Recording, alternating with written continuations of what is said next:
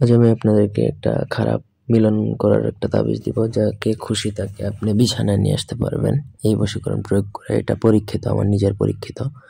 আপনি মনে করেন কাউকে দেখছেন, তাকে দেখে আপনার কাম ভাব হইছে বা তাকে দেখে আপনার তার সাথে মিলন করার ইচ্ছা হইছে। এটা সবার সাথে যে প্রয়োগ করতে হবে এমন কোনো কথা না, কিন্তু এমন ইচ্ছা যদি হয় তো যেই হোক না কেন তার সাথে আপনি মিলন করতে পারবেন, কিন্তু কিছু নিয়ম কানুন মেনে চলতে হবে। তার আগে এই নকশাটা আগে আপনি আপনার আয়ত্তে নিয়ে আসতে হবে। তার জন্য প্রথমত আপনার গুরুর অনুমতি সাপেক্ষে নকশাটা সিদ্ধ করতে হবে। নকশা সিদ্ধ আপনার গুরুর মন্ত্র জপে আপনি নকশা লিখলে নকশা সিদ্ধ হয়ে যাবে। তো যাই হোক, প্রথমত ব্যক্তিগত যে কোনো কাজের জন্য বা যে কোনো পরামর্শের জন্য আমার সাথে যোগাযোগ করতে পারেন স্ক্রিনে দেওয়া নম্বরে, সরাসরি ফোনে, হোয়াটসঅ্যাপে কিংবা ইমোতে।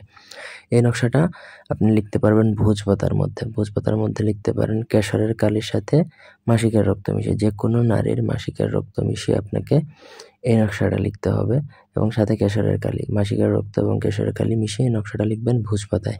তখন ছেলের নাম, মেয়ের নাম, বাবার নাম, মার নাম, ছেলের জন্য বাবার নাম, মেয়ের জন্য মায়ের নাম, পুরো নকশাটা যেইভাবে দেওয়া আছে সেইভাবে যেই মেয়েকে আপনি আপনার জন্য বিছানায় নিয়ে আসবেন তার।